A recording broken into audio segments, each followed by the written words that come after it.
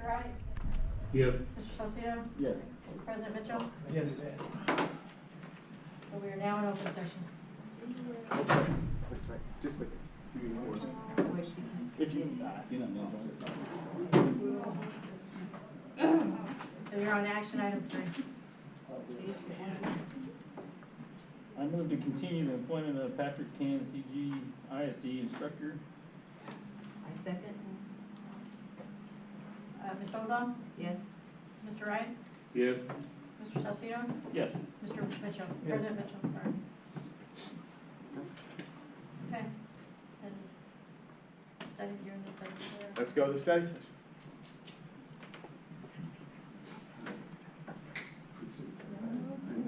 We going on there or are we staying here? Okay. Yeah. Yeah. I appreciate it. Anything? Hey, good luck to you. Thank you, Patrick. That's what So you said your family comes from a church background? Did you say something about your family comes from a church background?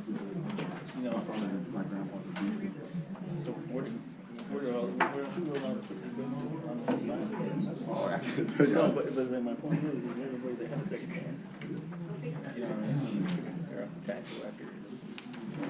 God gave everybody. You don't go to church, you go to football, go watch football. You go somewhere else to find centers, right? All right, so what do you do? All right, buddy. Appreciate that. Appreciate that.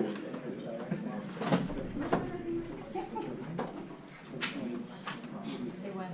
That's Iron Sunset.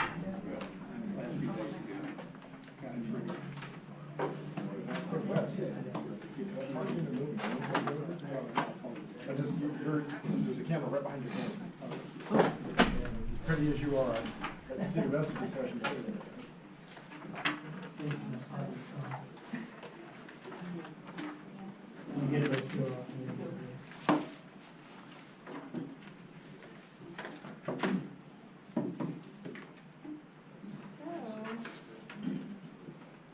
Well, I'll start off by saying thanks for trying to work and so forth. The request came through with me from a couple board members. One kind of new to the whole thing, and one with some questions. Kind of understand kind of a little bit of flow about how district budgeting works and monies that come in, where they go. And I think last time we had a question when we looked at one of the line items, and it said, well, the money comes in this line, and then we're not sure, you know, so we were a little confused. So it really kind of is set up, and it was just kind of open for an opportunity to ask questions on how the agenda works. And I think that's really what we're coming from. I don't know if there's necessarily want to nitpick every item or discuss where the funds are going or why they're going. There might be a few of those questions, but like for me, I would just like to kind of get an overview, a little bit of just starting off the top, and when we get money, where does it go?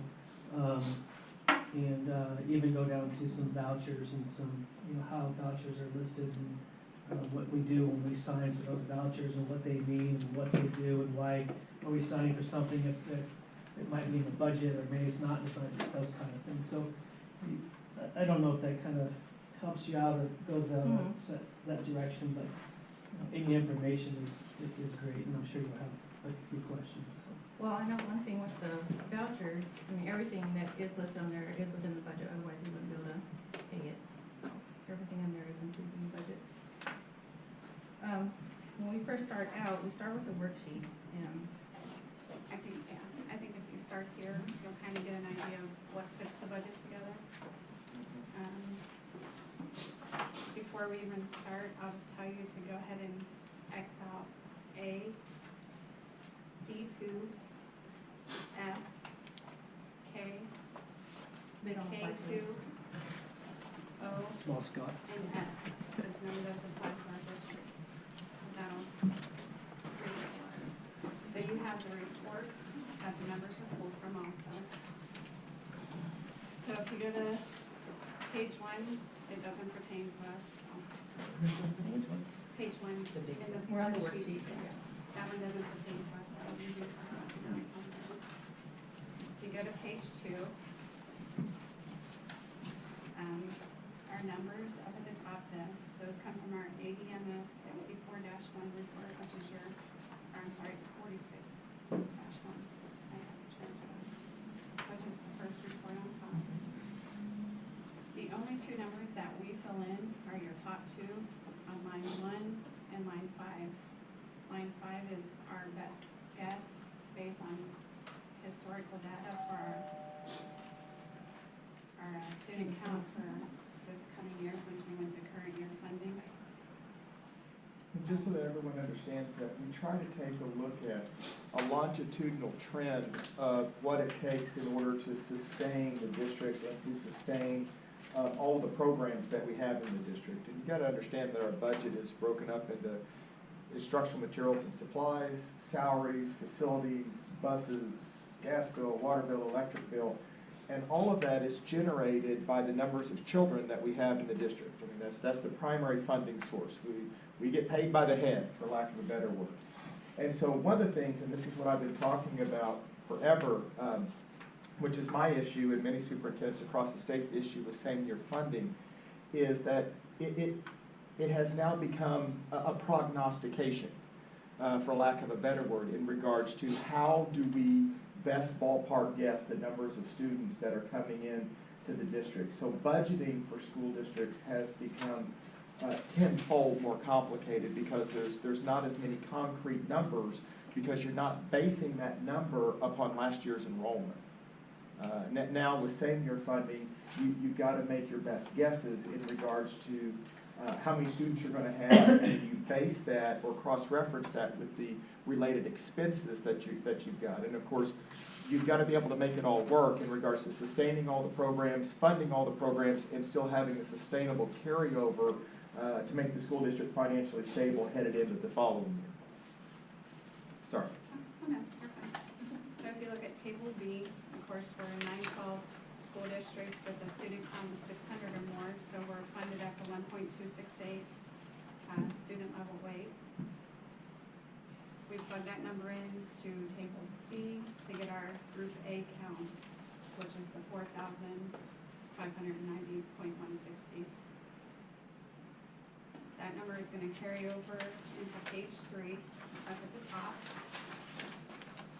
And once again, the only thing we enter on this page is our SPED counts, which come from your SPED 28 report and your ELL report. Those are both out of SACE.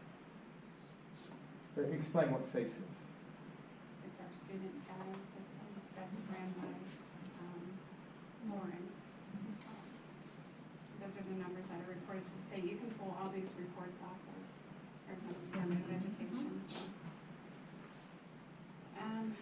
So those, and these counts right here give us extra funding, of course, because they're special needs. So, which then gives you your group B total count down at the bottom, which is the 5060.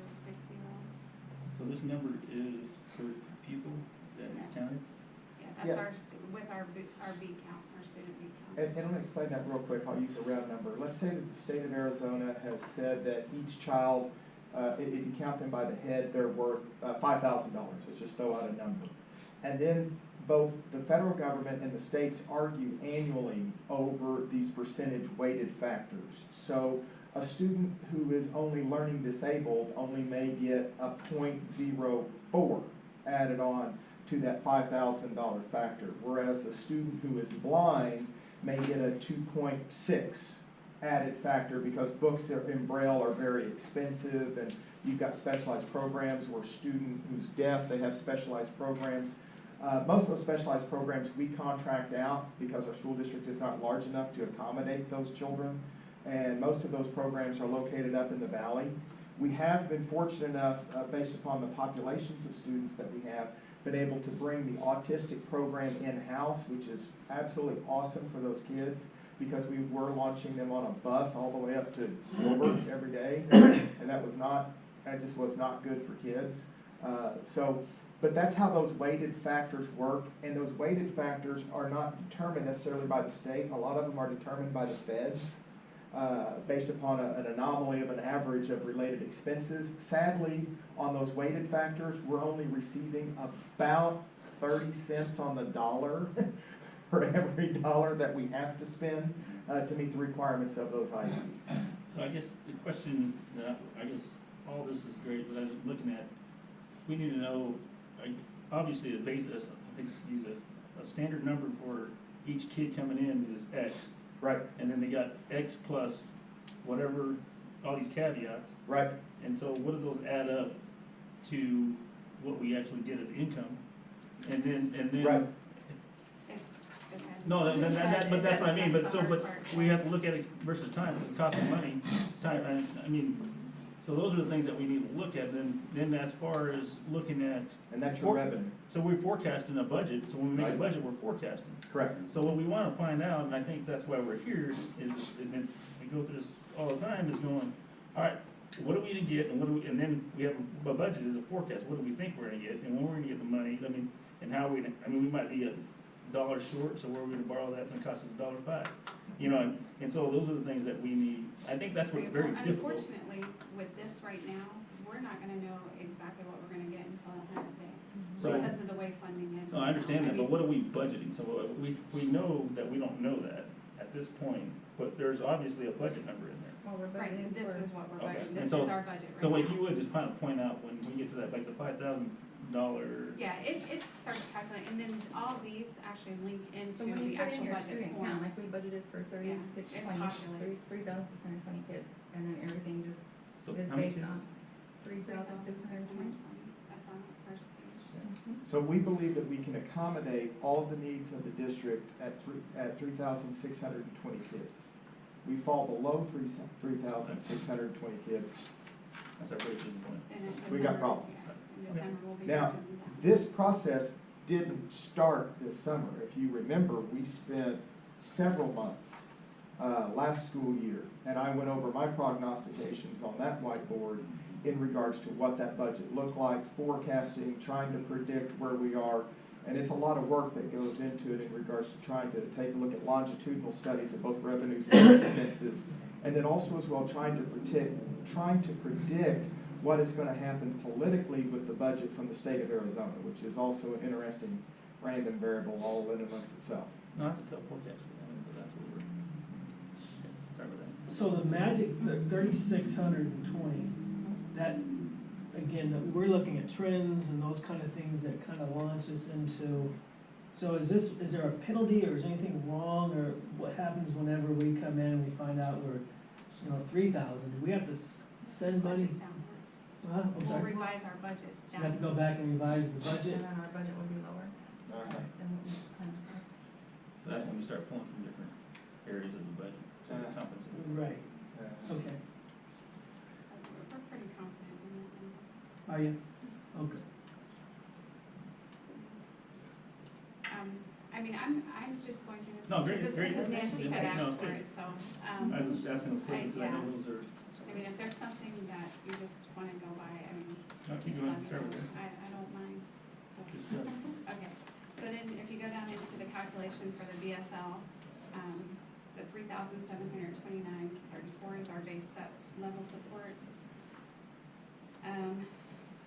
We fill in that number, so we'll fill in that first number, and then we fill in the teacher and experience index. The rest of this is automatically populated for us already.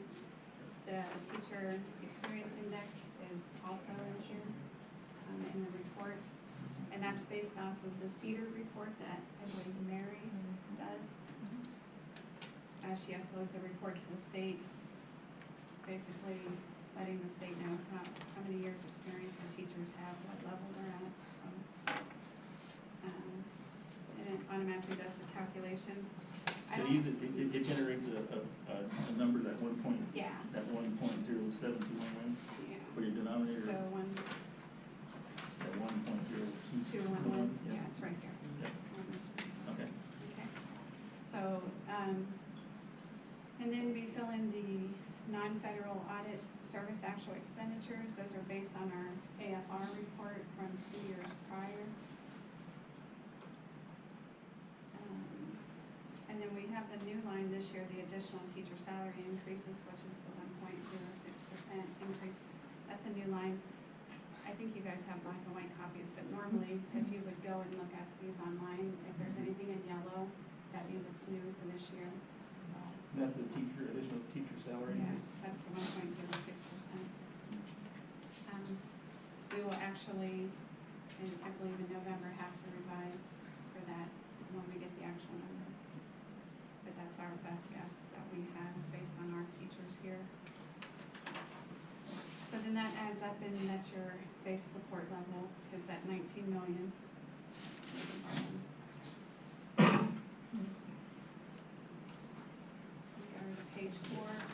One question, so the 19,416,024 is for, in summary, for what? It's our base support level. That's just our base right now.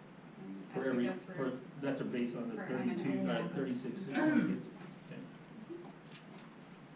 we jump over to page 5.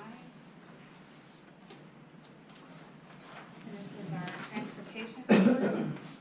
These also come from a state generated report that I believe Paul Potts Yes. does for us. And actually, we fill in a couple lines on this, the rest is highlighted, but the information comes from the state trans 55-1 report.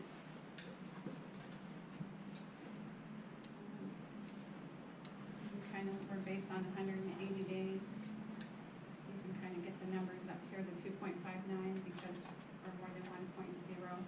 It tells you, it gives you an explanation on how to pick from the tables.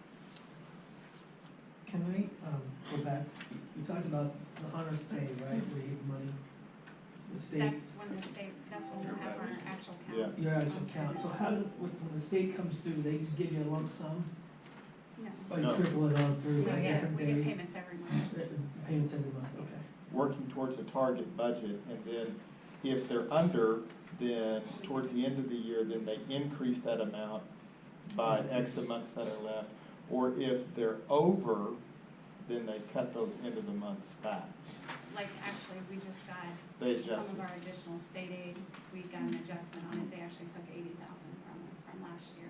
So it just, if they feel they overpaid, then we can adjust it. And So every state in the union does it pretty much the same it's thing. nothing different. Some states do an October 1 child count is what they call, and that's typically the 40th day of school on average.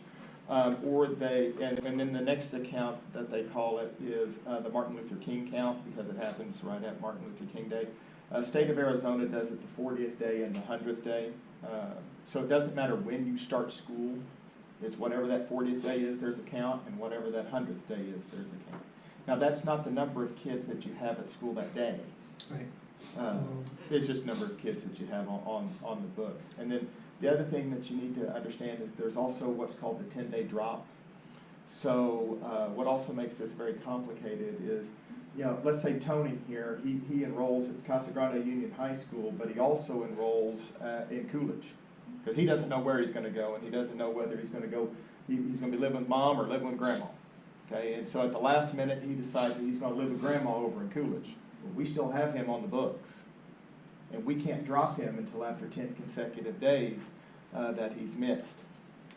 And so then that's one of the times that we do cleanups of our registrars, and we can start balancing class loads and start getting a better kind of concept of, as we get to that 3,600 number of student enrollees, after we start to clean out all of the no-shows. Because Tony is a no-show, but we can't drop him on the third day of school, even though everyone's told us, well, he went to go live with his grandma in Coolidge.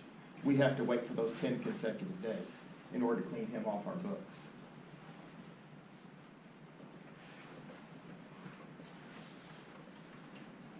Okay. So I think on this page, I mean, the biggest thing is your final number, the 3,861,000, that's your transportation revenue control limit. That plus your BSL from page 3 will give you your revenue control limit, which is on page 6, and that's what our override is based on. So that's 10% of that is what we base our override on.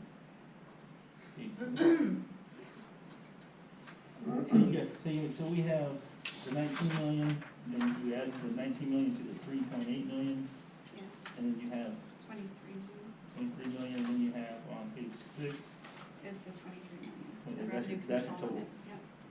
And that's what our override is based on. 10%. And again, 90% of all of this is not populated by us, it's populated by the state again. Yeah, actually, that whole page, we don't fill in anything on it. So- It's just automatically populated. So we're looking after all that's done, it's about $6,400 per pupil for the 3220, or 3620. Yeah, so that's what we are forecasting that we're gonna get. That's ballpark, yes. Now, that could change by the 100th day. But you gotta make a plan. and Gotta make a plan, Yeah. right. So that's what it is. Page 7. Page 7, this is our district additional assistance for our capital. Once again, it's all populated for us. Our FY student count comes from the state's 8455-1. It's all populated. I think the major thing is E, number 2. Yeah, if you look at line 1, the 2,025,623, and in E, just go down to E. How much money was that? Page 7. Toward the bottom. Okay, gotcha. Okay, so if you look, the FY 18-912 district additional assistance, we should be getting $2 million for capital. But then on line 2, the state comes in and does an adjustment and takes away 1.7 million, so our capital is actually $293,000. What is the purpose of that? Because they love us. Because they needed to get money somewhere, so they did an 84% reduction. Explain to me, when do they communicate that you're gonna get the 2 million, 2 point, and then when do they Just get? right there. I mean, this is what you're getting, the 293,000, that is what. No, I understand that, but when I think the timing of they play with you, because they tell you you get $2 million, and 6 months later, they're gonna take 17, and then in reality, you only get. They take it right away. Yeah, But you do don't they- put it in okay, the that's- number in. No. Yeah. They give you your You 2 never million, see but that then they 2 say, okay, million. this is what you should be Nor do getting, we so count we're on gonna it. take back 86% of that, and this is all you're gonna get. Feel that love, don't you? Yeah, that's statewide, that 84% reduction. I think there's a lawsuit out right now. There is. There is a lawsuit against the state of Arizona to try to get that back, but I think that's really basically the only important thing on that whole page. That's a shock for everyone. Page 8.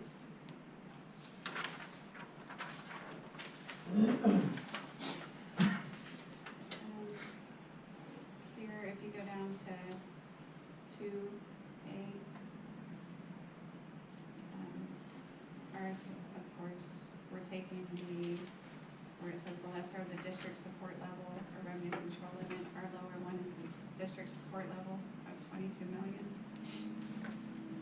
Plus our allocation for the district additional assistance, which is the 293,000. That's our equalization base, so that's what our equalization assistance is based on, is the 22,371,000. The next 3 lines, the primary assessed valuation, the Salt River, and the government property, those are all provided by the county assessor. We actually contact our office and they give us those amounts. So this is additional income? Yeah, and you also have to remember, That's there's not also a additional cap income. that's statewide on property taxes as well, that, you know, it can only increase by, I think it's like 5%. Kind of And if you go down to the qualifying levy and the 2018 equalization assistance, the first number, the 11,213,267, that's what we levy our taxes on, the property taxes, and then the 11,158,288 is what we expect in the state aid from the state of Arizona. Where'd you get that number? The 11,158,288.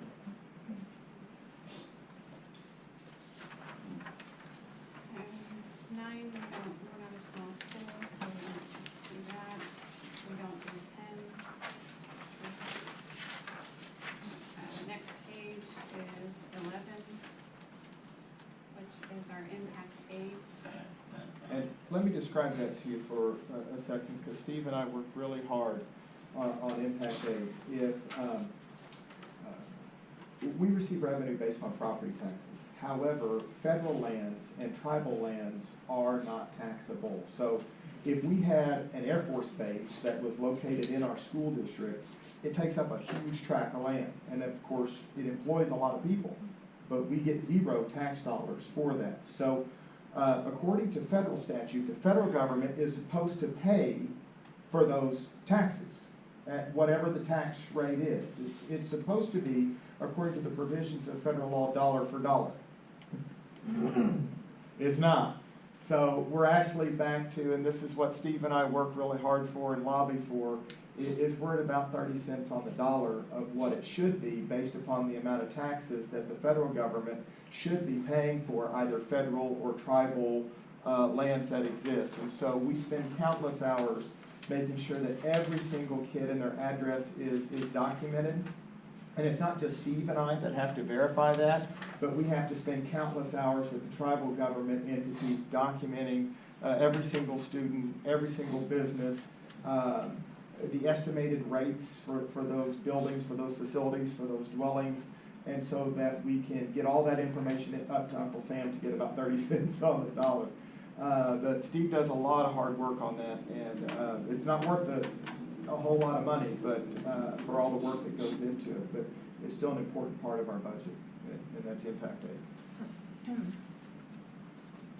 Line 1, it comes from the voucher report, which is also in the packet.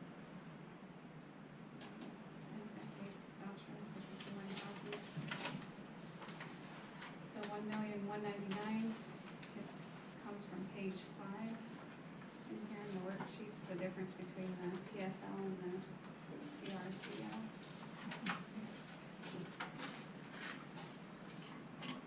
So it's running, I don't remember many rules are. It comes from the B. And then the 8B, I don't know, the B33, the B119. So it's B minus A11. Which is the 1 million.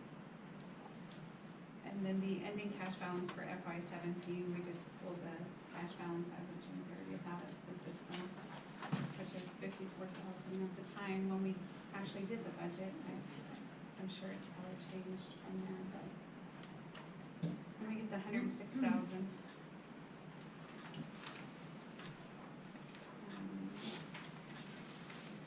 And the page 12, I think is our last page. So I still want to find this. Page 12, I think the only thing to really point out, because these are all automatically populated except for line 4, which is our expenditures. And those will be revised on our December revision based on our AFR. Those will be our final numbers. But that was our best guess at the time on what was still outstanding.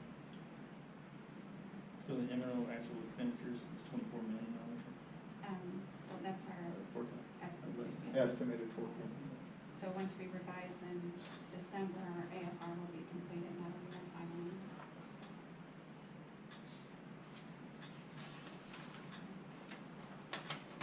Those are all the numbers that feed into our budget. And from that, everything just transfers into the Now, budget. one other thing to point out too is that Uncle Sam also sadly can have a tendency to impact our state budget. Steve gets estimates in or around March, April, May from Uncle Sam in regards to how much we're going to be receiving out of a Title I, Title II, ELL, all of these federal programs, and that's really all that they are is estimates. Based upon those estimates, we develop budgets, and literally we argue with the state and the federal government in regards to who's going to pay for what. Sometimes those are friendly arguments, and sometimes they're not. But ultimately, what gets settled out is an actual plan of projected and estimated revenues, and then expenses. Obviously, the expenses, when you're talking about salaries and payrolls, are more concrete than the revenues. And so Steve and I try to do the best we can listening to the prognostications of what's coming out of DC with the new ESSA guidelines, and new federal rewrites of policies after policies to try and guesstimate in regards to those federal programs. Now, the fine line on all those federal programs says the federal government may. So what that means is we may do all of our planning, and then the federal government may not. And then what happens is we start getting notifications that they're going to cut your budget, et cetera, which is what Steve and I planned for with some of our federal contingency funds. But if those prognostications go beyond Steve and I's estimations, then what happens is that the general fund has to eat the difference of what the federal funds could not provide. Obviously, stoppages of government cause a lot of problems and heartache for governmental entities, and we are one of those governmental entities. So looking at the numbers here, we're saying that, we're forecasting that we're gonna get about $23 million. Well, this is only your M&O and capital. This has nothing to do with our federal and state projects. Okay. So I would say we're a little short. Yeah, Okay. we're good. This is just those two. Does the carry forward, is that in line with what we've carried forward in the past? Is this the 3 million that is the carry forward that? I think it carried over. I think it's Yeah. about the same. So it's not increasing for the upcoming year, it's just gonna be the same carry forward? It should be about Yeah, half. it's the same. And of course, that's the guesstimation based upon student counts, and who knows what it's gonna be with the 100th day. If anyone can predict that with accuracy, you're winning the gold prize. How is our numbers, Holding for this steady. right now? They're down more than what I like. So, while Gina and Sharon keep telling me that it's going okay, I'm a little nervous. So each one of us, the good thing is that for the three of us, we're pretty dominant personalities when it comes to budgets and numbers, and we don't mind sharing each other what we think. We all think a little bit differently, and we're all prognosticating a little bit differently, but I will tell you that we're all in the same ballpark. And so, of course, I'm always very, very fiscally conservative because I want to make sure that we can protect the financial securities and stabilities of the district. That's the number one concern, because you cannot over-allocate that budget, and you cannot over-allocate those margins of error, because you just don't know what's going to break.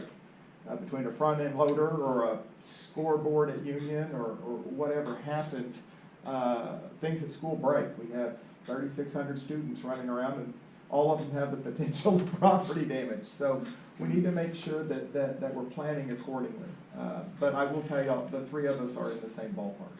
So are the numbers right aligned with what we had last year? No, we're different. By about how many? The newspaper did a nice article. I thought that Heather wrote a nice article. The last time that we took a look at it, we were down 61 kids per site. Per site? Does that include Desert Winds, or is that just? the Remember, two? we only have 2 sites. I had a quick question on page 7. On that's 7-E, where that $2 million, where you said that they, the 9-12B BAA, including capital transportation adjustments for online.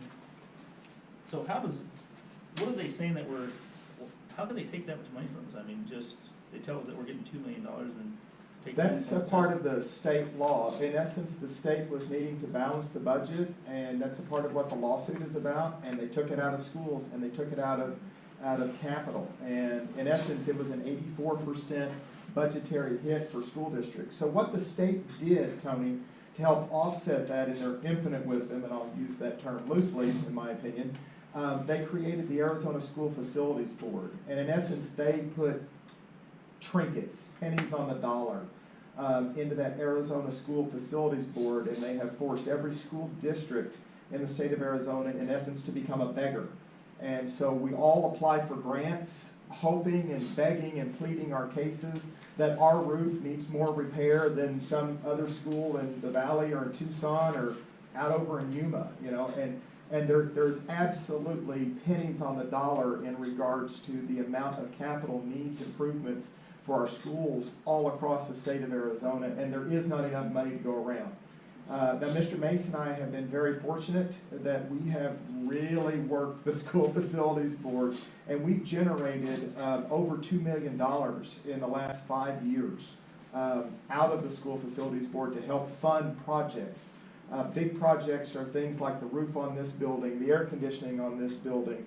We have repainted and resealed Casa Grande Union High School. We put a brand new roof on Casa Grande Union High School. We put in brand new air conditioners for Mr. Trigley, or else those air conditioners would be done by now. So we literally could not have survived without those funds. And then what that means is for the local taxpayer, the only way to offset that is to go out for a bond issue and have your property taxes raised, which is not fair to them on something that the state of Arizona should be funding, and they should be funding it in accordance to state law, but they're not. And that's the subject of the lawsuit that has been filed by all of the education alphabets against the state of Arizona because they're not doing what they're supposed to be doing according to law.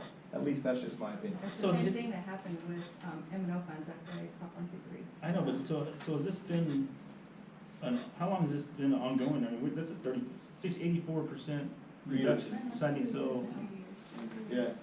I mean, that's not normal practice for any business. I mean, No. geez. And no one can function that way, which is why, you know, I mean, buildings are just like your car. Pay me now or pay me triple later. Right. Except with a roof, it's pay me quadruple later whenever all the water damage happens from the leak, because there's not enough money in the budget to fix the roof. If you remember, I've put up on the board quite frequently to repair and do the roof just at Vista Grande High School is $500,000. It was a $500,000 project to do the roofs at Union. That's So, yeah. That's why it's important for us to have a capital Right. plan, No, I because got you. we don't have. It was a $450,000 project to reseal and repaint. Now, if everyone, remember, there was a little bit of fuss over the colors of what we were gonna do with Union, but for Mr. Mason and I, it was about the resealing of the building, because as it would rain, water would run down the walls, and then the walls, because they're cinder block and hot, would literally act like a sponge and soak up the rain. So it was leaking and soaking it in, and it was gonna start causing some mold issues and those types of things in our building if it was not addressed. So while everyone was concerned about colors, Mr. Mason and I were concerned about the right type of paint for sealing. Right. So I think if you guys get familiar with those, kind of just, and then the next step, the budget, because. No, I think you did a great job on, I mean, I think the next time though, if you could highlight, just to put a highlight on those numbers. But no, you can sit there and No, now. I did, and then I took it back off because I wanted you guys to build more terms, so. No, it's We're gonna awesome. change my Good mind. information. So that's how the budget is built. That's the base of the budget. Questions on that? Questions on the worksheets? So at what point, I guess the timeline, when do you see, where we're at in the budget compared to our forecast, actual versus plan? 100th day, Martin Luther King. So that's what that's the standard process for us? It is not, because last year we were not in the current year funding because we were defunding school district, Right. but this year we're held to it, so. So on the we won't have 100th our day, we'll plans get on another 100th report day. like this, and you'll say, we're up, down. Either we guessed it right or we guessed it wrong. Well, and what's nice about that revision is then we actually have a report that we can actually budget to, Right. based on what the state is telling us we're gonna get, so Yeah, it's that's no more already guessing, interesting. we know exactly what we're gonna get, and we'll budget straight to that. You make an action plan to actually plan it. That's great. And then I may be covering some of more Gina's information, but then what we've been talking about a lot is the revenue side of the house. Expenses are done pretty much the same way. And they're done pretty much how you would do the expenses at your house. I mean, you pretty much know, for those who have averaging for your electric bill, of what your electric bill is going to be every month. Or if you don't, then you know when your spikes and when your valleys are. And we do those same exact prognostications on all of our major accounts: gas bill, water bill, electric bill, payroll.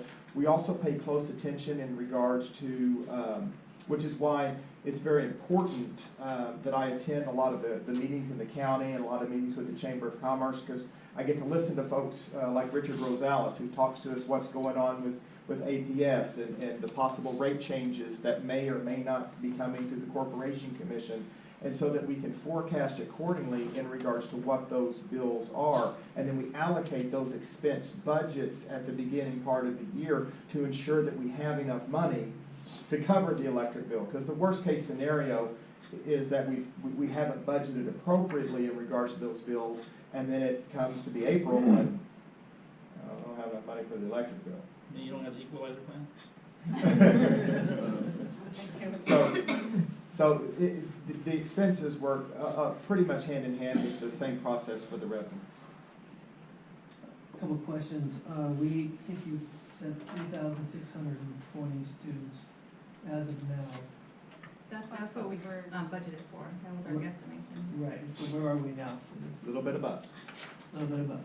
So 3,621, 22? We're getting there after I don't want to give you that data now because we're still working on cleaning up all of the data from the 10-day drops. Okay, but we're just not, we're not 100 kids lower No. than our budget, our projected, because I just want to, get Not- an idea that.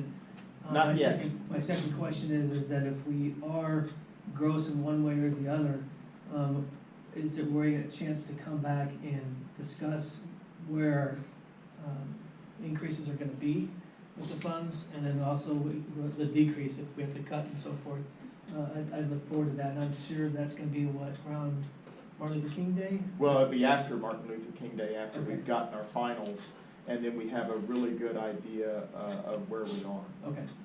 I think a good caveat to what Wes was asking too, so when we do get a result on the 100-day is, so let's say got money coming to us, and so how much would that be and when do we get it? I mean, so a lot of times we get in trouble with saying, okay, we got an extra 100 kids, and the money, and all of a sudden it's not like they write a check the next day, it's usually it drags out. Right, No. they'll just increase our allocations every month. Right, and so that's- Yeah, we're not gonna get like a one-time payment or anything for it. I mean, I think that's important that people understand, so that when, I think you built that in your 3620, which you're very confident, so, but you already built that in, but I think as far as a community, people need to know that they hear that, hey, we went up, that means we get an extra $6,400 a kid, and that's not true. I mean, No. so, and that's where, I think this is perception is good, it's just managing the expectations of people and knowing what they're. But you gotta remember, it's a revenue and an expense Right, accordion right. throughout the whole entire school year. Yeah, so that, that's why I bring it up. but Water line managing breaks. Perception and expectations is what we're, And got as to soon do. as those numbers are released, because we have to revise in November anyway for the teacher increase. And then last year, we only had to revise it one time because our numbers were so close. We only did it in initial budget and then our May revision, but this year we're required to revise, not because our numbers are bad, but Yeah. because of the state, we have to. And also, so I want to recommend for the board, or not recommend, but remind you that we have prepared for the decrease of student contingency. This is a part of good financial management and a part of good financial planning. So we have prepared. We're going to be okay. That is barring something extraordinary happening, but we have prepared for this contingency.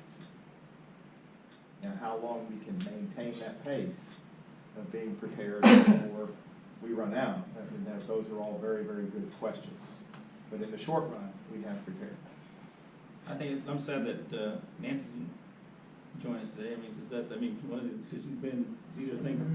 Yeah, and so, but I think, I think we need to come leave here with some kind of, I think this is great, that we have, and I think this is what she's she's been asking for a long time, so I just want to make sure we move on that, because I've only been here 2 years, but that's one of, every time our budget comes up, she's, and so that's why I was kind of sort of shocked that she wasn't here today. Yeah, she couldn't be, but she asked that, to get the recordings and. Good. She said she had any Oh, questions. good, I can, Yeah, She'll she follow, was she'll gonna follow do a up jump with you cut or guys. something. What other requests I might have, and I don't know if, we've done or if we. As long as there's no more questions on the worksheets, that was my piece That was it. Yeah. for me. For me, can I request that, the vouchers when they come out, if some of them are like, one of them was $125,000. Is there, I mean, and for me, just a sign, I'd like to kind of look and see, and I understand it's already budgeted, but I'd like to kind of see a little bit of a breakdown, so I can know what. Yeah, there's a report that can be sent with the. Yeah, if you don't mind, I mean, and I don't know if you want to send it to everybody or just me, but, because some of the line items. More detail I would on like it too. y- y- I know yeah. you made a couple of Like, thumbs. the Is there- reports we that get- you guys see out there, But yeah, the I'd one like that to you were see that, asking. yeah, that print. Yeah, That's that's that right. enough? Yeah, that would be is great. there somewhere to put that with the minutes? So you can go in there and look at the Well, details? when you're doing the minutes, you're. Or that's somewhere, like after the fact. Yeah, that's It's after like the what you fact, already that's the ones that signed. you've signed out here already. Yeah, Because but- I don't know if you would want that, but like when she sends her signatures, you can ask Martine to just scan the detail. or we don't have a, I we don't have a would like shared that. drive or something like that where we could just put it on there, we could go look at it? I mean, Yeah. that might work. It's worked for me. Oh, where's it? Who's the gentleman Actually, that referred to? Martine. Martine. I'd asked Mary several times on, like, the 001 where it says M&O or whatever. And then, she was really good asking him, and then he just sends me this, a sheet that's kind of like this, and it just Yeah, says and each yeah, dollar I think that's amount. out there right now. Yeah, so I mean, I that's, can send that. that would just be great. Yeah, So, he just scanning in the receipts and stuff would be too much because his Yeah, vouchers. no, it's just where the money, you know, it says, I mean, it says toothpaste or whatever, not toothpaste, whatever it says, just, I mean, it's pretty good. So, but, yeah, that'd be great, so thank you. And I don't know if it's, you know, too much work to do anything like over 25,000. I mean, something small, you know, it's not for every 001 or 009 or whatever it is, but if it's something like over $1 amount, let's, you know. What do We're you, just having you over 100 routine grand? with it. I mean, Yeah, that's it's it. not, it comes, it's printed off with everyone anyway. Oh, So it we'll is? just have it Okay. be routine work, you just, so that we're not guessing. Okay, great, thank you. yeah, there was one in there for 300 and something thousand one time, so, and I was like, holy cow, let me look at that. So, So then this is the answers to some of the questions that I asked Yes, them this is- regarding the 1.06. Yes. So did you want, I can go through each slide. So basically, Mrs. Bildall was asking if the question was, will the 1.06 increase be calculated based on certified employees' income, including base salary, 301 pay, coaching, extra duty, extra pay stipends as defined by the Auditor General? The answer is yes, anything that was coded to function 1,000, which is instruction, will be included in that. Will it be paid in a lump sum or dispersed for the remainder of the year? We plan on paying it out twice, the end of each, like a stipend type at the end of each semester. Will ESI employees be eligible since they are not district employees? It is only available for teachers who taught at an Arizona public or charter school district and who continue to teach this year. It's only available to personnel who are directly employed by the district. So ESI and subs don't count. Okay. Going back to number 2 question, is that, you're gonna pay it out twice, is that because you receive it twice, or is that just a administration decision? I think it's dispersed twice. Is It's it? dispersed twice, and it was kind of like the norm with all districts, because we have to. We track pay out it when we get it. and- Yeah, because I You have think to track it and 301 report said it Yeah, we have to separately. report it separately, yeah, we can track it, and it'll be coded differently than the regular pay would. We're just flow through in the reporting mechanism in essence. So as far as bookstore operations, in touch receipting, the question was, if there is going to be a change in the bookkeeping for the bookstore club and activities accounts, can you go over the proposed changes? We had received a letter from the Auditor General before that we needed to have tighter controls over our bank accounts and the monies just to prevent theft and fraud, or just, you know, protect everybody involved. The bookstore is gonna continue to do their day-to-day operations as they normally do.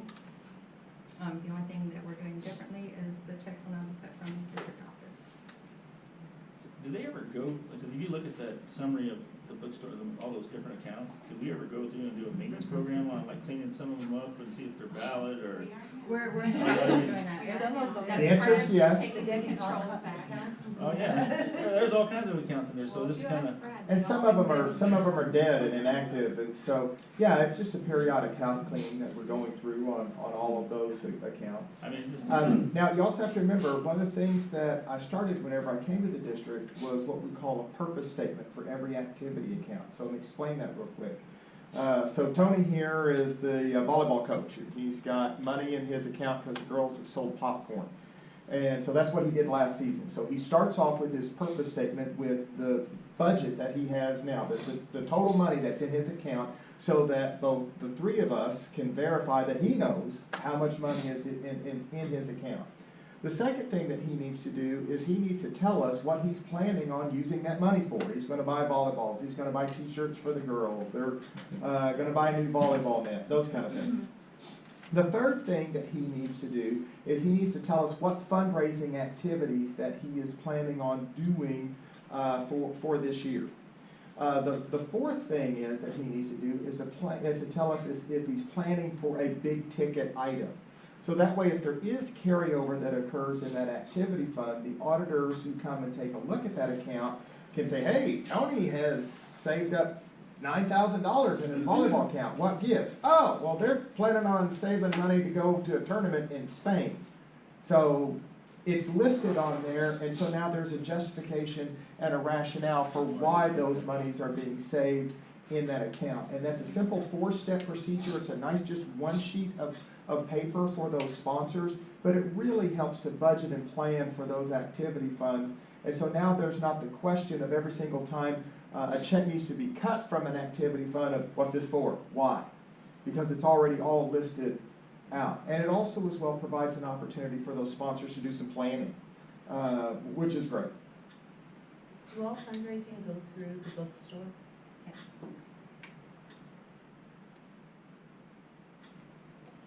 Okay, so moving on, the in-touch receiving, it is more manageable and it integrates with our vision software, which is what we use in business office.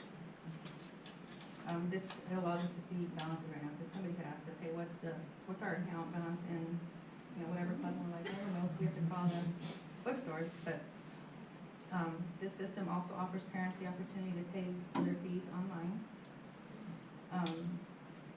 Going forward, we like to have the clubs be able to put items out there, like have Pat and Brad set up baseball caps for fundraising. They can put online and parents can just purchase online.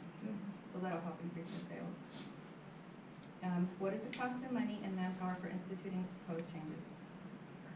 For installation and setup, it was approximately $25,000.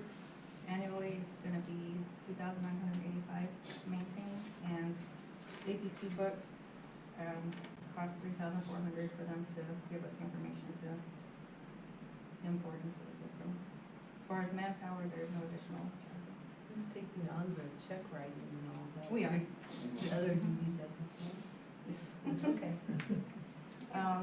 If there is a cost, or personnel additions associated with the new protocol, one will be put before the board for a vote. The cost of the change does not require board approval. So the $25,000 for installation, where does that money come out of? It's M&O.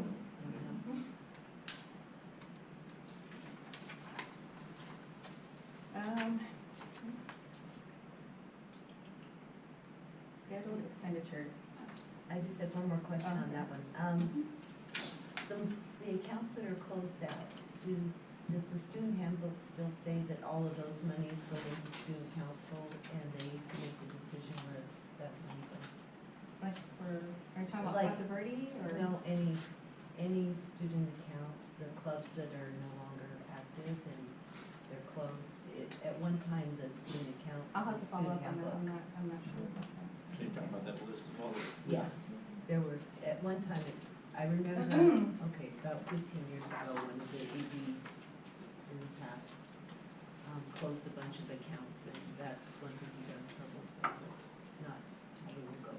They were supposed to. I'm just talking to Brad, a lot of them that we thought probably were obsolete scholarships sit-ins and- and stuff, so. I don't know, he was gonna go through the list this week and give us an idea of what should be, or shouldn't be.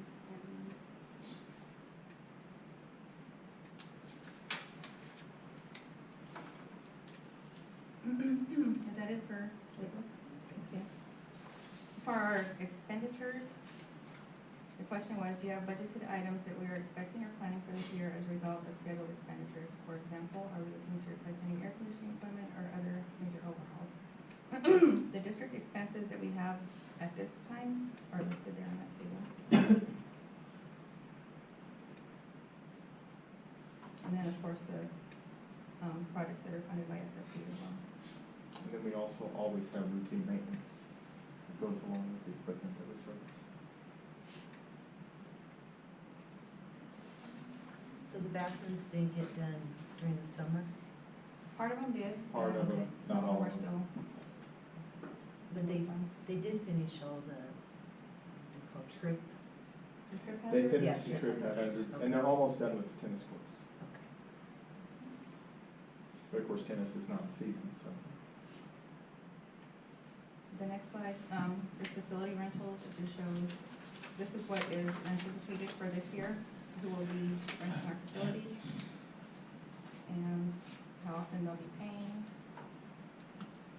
We have Sun Valley Community Church, we have our youth football programs, youth appeals, dance programs. And then Durham also pays rental fees for, housing their buses. And just so I could pause there for just a second, one of the things that I worked with the construction manager for the project for our drainage ditch on the back side of the bus barn. Everyone remember that, all the water, and we weren't up to code, and we had to do that with the gas line. Big project, but per their contract, they were just obligated to just dump the dirt that they had moved in front of the bus barn. We own that chunk of land in front of the bus barn. And so I showed them a lot of nice pictures of little kids in football helmets and explained to them what they could do in 5 hours would take us over 5 months to spread that dirt out. So they have spread out the equivalent of 2 football fields worth of dirt in front of the bus barn. That is nice and leveled and ready to go for another athletic field over there by Casa Grande Union High School. So Mr. Mace and I are checking into the possibilities of what it takes to tie into sprinkler systems, pumping systems for water, or maybe even tying into the city main to see what we could do in order to accommodate that and turn that into another grass field for both our high school extracurricular groups, and then also as well for the youth in Casa Grande. And it's a really nice project. But the big financial cost has been done, which is the movement of the dirt, the gathering of the dirt, and the leveling and grading of the dirt. And all of that was done free of charge by the contractors who put in that project, which was really nice. So just a big thank you. Your project got challenged this last month with all that water, so how did that work? Well, it did actually pretty good. It held pretty well, although I've got a lot of weeds that are popping up that, you know, we need to get rid of and get out of there. But Fertizona has been very nice in regards to talking about the possibilities of donating fertilizer and seed and all that stuff to get the project going for the kids. We just got to figure out how to get water to it. APS is interested in donating not football stadium lights, but just some nice lighting that, you know, that the kids could use during the evening to at least give it a nice dim look before the sun sets. And so a lot of nice community groups are taking a look at that project for kids, which is a really great that the community's coming together to take a look at that. Do each of these groups have the $1 million liability policy, insurance policy on file then, that are renting our? All of that is handled through That's Mr. Mace. Mr. Mace. And so the answer to your question is, yeah, he's assured me that everyone's up to speed in regards to all of their insurance. Yeah, that's just facilities, that's not any of the equipment. Are they using some equipment also? Not that I No. know of.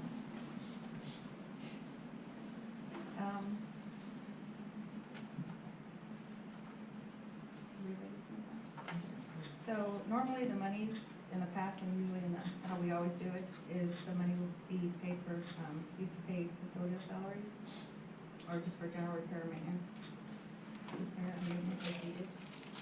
For last year, we used some of that money to pay for gym floors at both the schools, the stage floors at Vista Grande, auditorium stair treads at Casa Grande, and a sweeper for the custodian. I just noticed that the account had a $95,000 balance that hadn't been spent, so I wasn't sure what. He's saving up for equipment. Okay. Sole providers. Right now, we use IEP Pro, and that's a software system that is used for the ESS students, where they do their IEPs and everything. Gus Rosenfeld is our legal provider for bonds. Tyler Technology is our vision software that we use, and that's for HR, payroll, finance, and all business services. POS Systems is the software for our marketing program.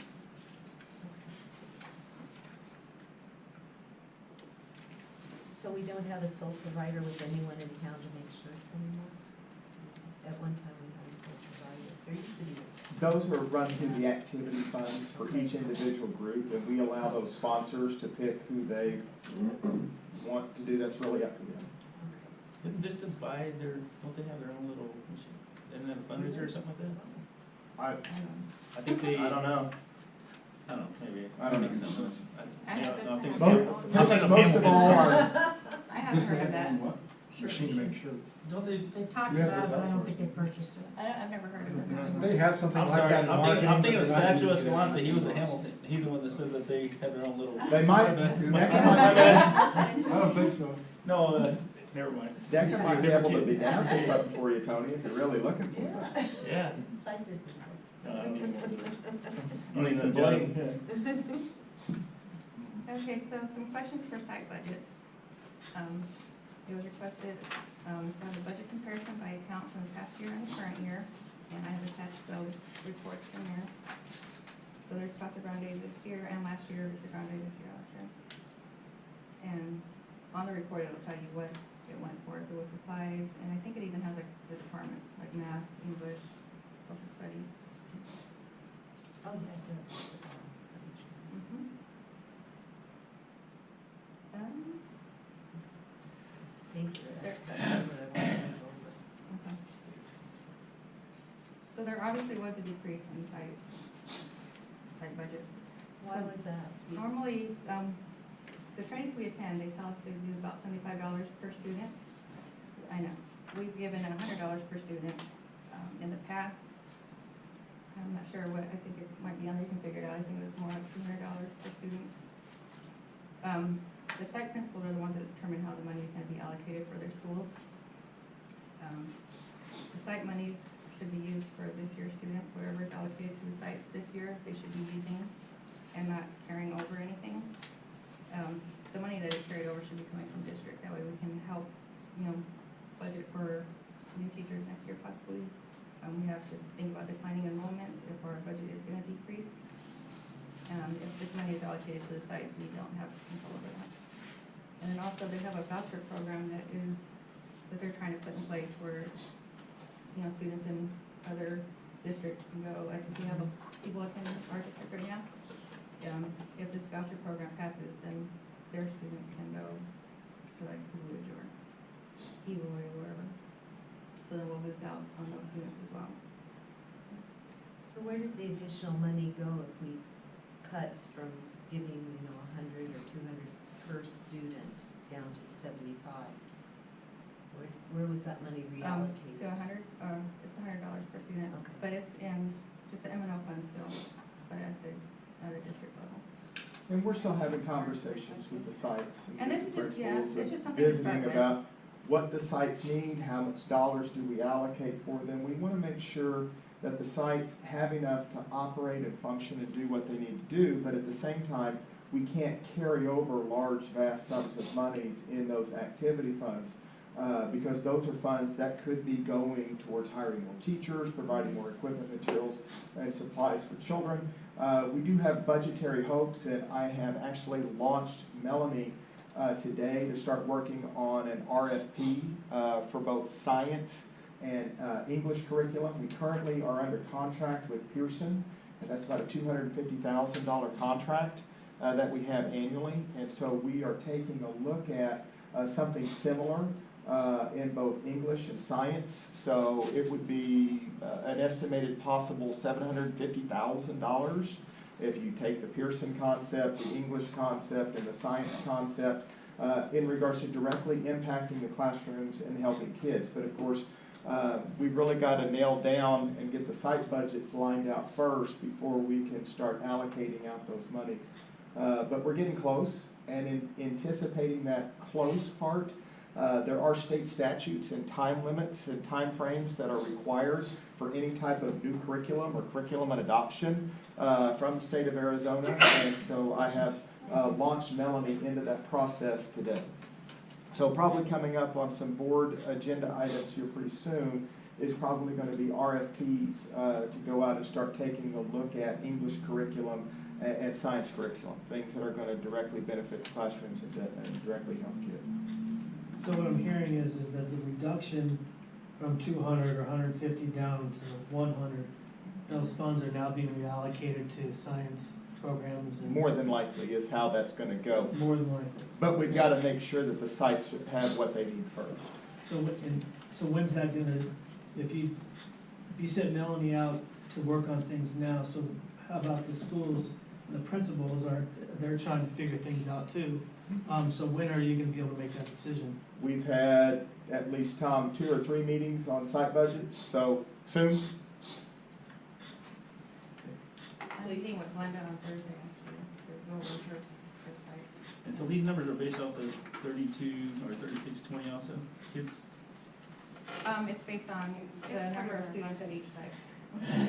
But it doesn't have it anywhere on here, like, so the numbers, So in other So words, like- Tony, whenever we do our site budgets, if one site has 200 kids and one site has 100 kids, it's still a dollar amount per Per kid yeah. that we as the district allocate out to the site principals. Now, there is some give and take with that because Right. some costs are fixed. Doesn't matter whether you have 2 kids or 200 kids, Right. it's still a Yeah, fixed turn the lights on cost. whether it's 1 kid or 50 kids. Right, and so some of those things you have to take into account, but at least that's a starting point for a conversation. Right. So that's still negotiable, though, you're working Yeah, with it's the just a sites. starting point. Okay, Mhm. okay. Because having a big reduction is not, everything else has gone up, but Well, you but still need we whiteboard didn't- markers. Yeah, you're not, well, exactly, but they have to spend it, Mhm. and it's not being Would they? spent. And so, another issue that causes is that carryover from the sites is also part of our carryover in our budget.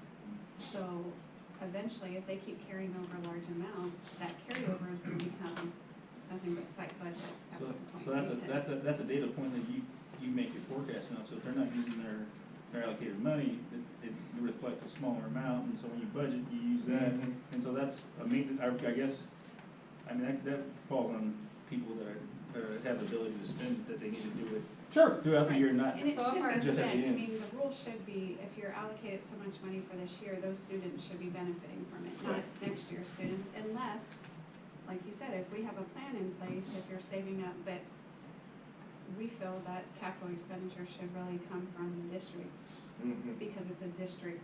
We should be operating as a district, not 2 sites when it comes to curriculum and stuff like that. Sharing Yes. materials, those kind of things. If the sites, so say Casa Grande purchases something, and then next year they don't need this item, but then Mr. Grande can use it, if there's kind of like that ownership, like, well, we purchased it with our money, so, you know. So So we we're have trying to one back front-end that up. loader We're that just- benefits everybody. Right. We're a district, so we should be doing this together, you know, not. I guess the process of this right now, so we haven't broke down in math, science, and so forth. Is there, do we have this to see where every department is every month or every 100 days, or how's that? That's part of their departmental meetings that they have. So they do that once a month? And in essence, Tony, if you think about it, the purpose of an activity fund is to buy resources for kids. Right. So the school year has started, so we really should be front-end loading those purchases now. Right. And of course, if you buy things in bulk, you get them cheaper. So if you can start taking a look at buying the things that you need at the beginning part of school, we don't wanna buy the things that we need in May, because And that's where I was we going. could have used it in September. Right, so that's where I was going, so what process do we have in place to make sure that it's transparent to the right people? And so, right now. Department chair meetings. Okay, so they're doing that once a The month? principals meet with the department chairs and take a look at their department and allocations, and if you're gonna buy maps for your history class, you need to be buying them now, not buying them in February, because you need maps. I guess what I'm trying to, I can relate to this, because, you know, people have to do annual safety, classes, and you do a chart on it, you can see, and they have to do it once a year, and they're all done in November. You know what I mean, so they can check the box at the end, and so that's, what do we do to get away from that? I mean, that's my question, to make sure we buy the stuff that front loaded, and we're not buying everything at the end for the following year. Right. Well, you actually can to buy some things towards the end to help you to get ready, because you always have startup costs. Okay. So that's, all right. But you should be operating this year's budget for this year's Mhm. students. Oh, go ahead. For me, and I guess maybe it's because I haven't had an opportunity to hear how things are going as site-based. I always have a problem with a blanket reduction or blanket increase, because each school and each site or each student or whatever always has, I think, individual needs and requirements. So $75 might be different and might need more at one school versus the other. And I know probably from a county perspective, that's kind of easy, just to say $75 per kid, or we're gonna come in and we're gonna decrease 10% all the way across from all schools. So I guess personally, in my perspective, I have a hard time with just throwing a number out there. And I do hope that there's relationships that are built with each of the site, whether it's a director or a principal, that can talk about and either go in and say, hey, you know what, yeah, we need maps this year, and $75 isn't gonna work for us. And go in and not necessarily fight for the money, I guess it sounds like it, but, you know, No, to. there's no fighting.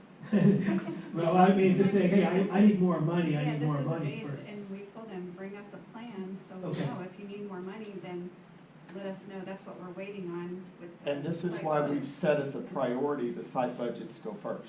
Okay. And I've said that repeatedly in our staff meeting, the site budgets go first. And we're gonna make sure that the sites have what they need. Yeah, we're not Sure. gonna deprive. But we've also got to budget appropriately accordingly, because we have other needs in the district. Right, and I understand, I'm sure that no kid's gonna be left, you know, and it's just I think the idea of just coming in and saying $75 per kid, you know, this much goes to this site because they have that many kids. I think there's some individual. And the when you $75 look at something. is the state average. Yeah, We're well above, way above the state average in regards to what other school districts do. So, Can you clarify, so I'm reading at the, okay, so like on the school reports, the first one, Casa Grande Union High School, page 3 has a total of 504,788 for the GL limit. Is that would have been their total? Then this year, they have a total of 178,532, so we reduced them I think, about 64%. first, the prior year, that includes, capital as well. Okay, and So then on this one on does this, not? No, we No. haven't, Okay, we haven't divvied out capital yet, until we do the capital fund. okay. So textbooks are not considered capital? Yeah. Now look at this number right here, Yeah. on the page 3. Yeah. So right here, outlay. So that's a capital outlay, and this is the grant payment for the school. Then look at this other one, it shows the 6,000. Take that away. Oh, so take that one out. Yeah, so this was, oh, wait, there. So, are you looking at Casa Grande? Yeah, Or so just- I was looking at both, so Casa Grande, page 3.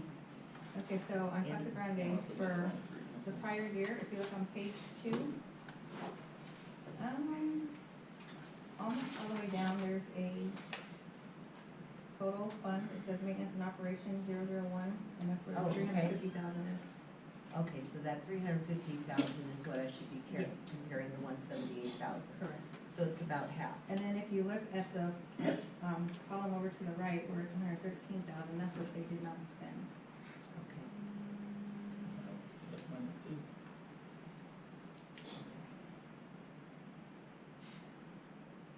Did they realize this was gonna happen if they didn't spend the money? There were talks about it, I don't think anything was ever like finalized, that's why this is still something, we're just trying to have a starting point right now and get the ball rolling from here.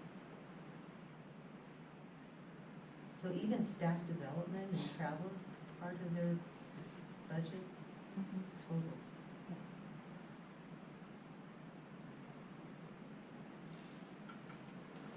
For certain things, other things come out of Title Well, that's II. just grant Okay. funded. Not, that's not in entirety, that's, you've also got This Title is II M&O, factors in. M&O funds here.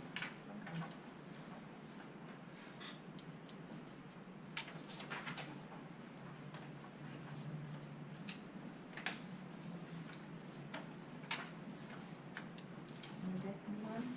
Yes. Okay.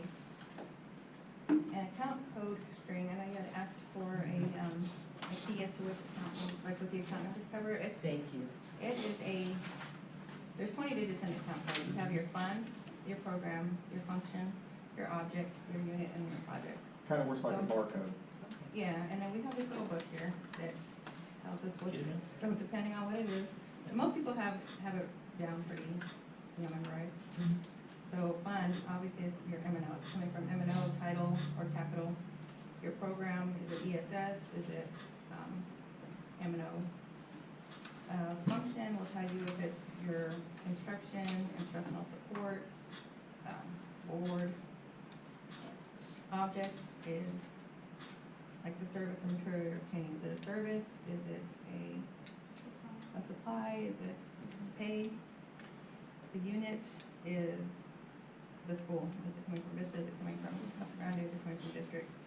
And then your project, this is an optional element, and this is where we normally code, like for our 1.06% carryover, or not carryover, salary increase. That's where the project will determine.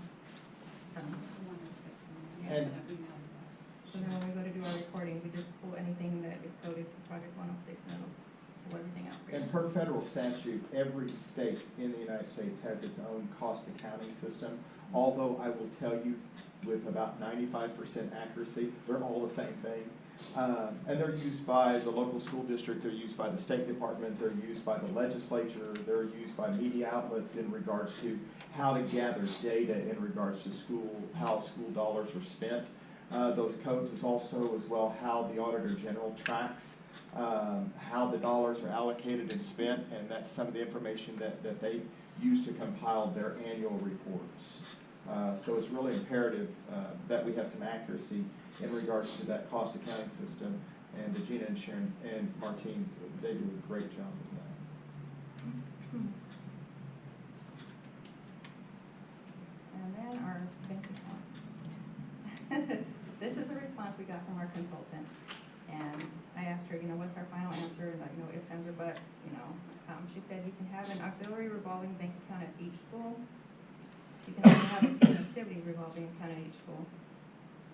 However, since everything's gonna be taken care of at the district level, we should only be having one, because it's gonna cut down on your costs, because we're gonna have to, buy check stock.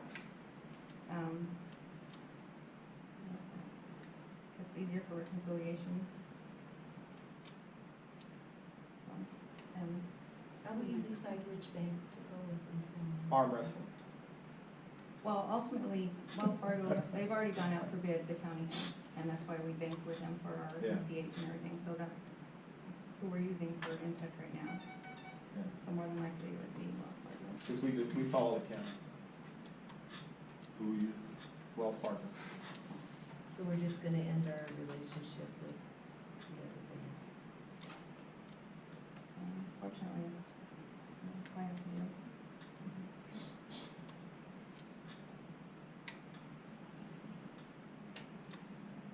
And that comes straight from the auditor. We're kind of stuck. It just says that it would be more cost effective. It didn't say that it had to be. I hate to see local businesses Right. impacted. I understand. Is there a proposal or a bid such as, Who are we using now? Many. Yeah, we have. And one of them, we are the major customer at, and that would be a big hit for them. Who's that? Well, we have We have Western State, Mhm. Great Great Western, Chase. Chase, Wells Fargo, and. One of the smaller ones. It's just Western State and Great Western. Oh, Great Western is the. what's like in health insurance is, we go out to, you know, get a bid, whatever, you break it down and you get this and you get this, and I know they do that with retirement programs, such as ICMA and other things, for transactions they cost. Is there a way that we can, is there an opportunity for us to bid and say, you know, is there a chance where we get more savings, you know, percentage for a savings account? Is it, I mean, Well, that's what was done when Wells Fargo won the bid. oh, I'm sorry. Yeah, Okay. That's how the county. That's how, that's Okay. the county. That's the only way you do it, otherwise it's so subjective. I mean, I understand local business and whatnot, but how you gonna decide what pay union you're gonna go with? They're all local businesses. Right. And since we're tied in and linked in with the county, we're kind of stuck. Gotcha. Sorry, I missed it. Yeah. And it cuts down too on our cost. I mean, of course, the more money you have in one bank, the less they can charge you as far as fees and stuff, and so. I mean, it's not a good situation. And it's the most cost-effective way, and it's just, you know, we're not the taxpayers' money. Any other questions for our budget session?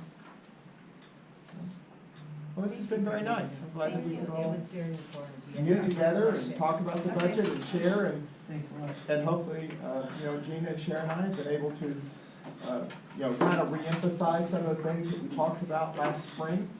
And you're starting to see some of what we talked about last spring on paper.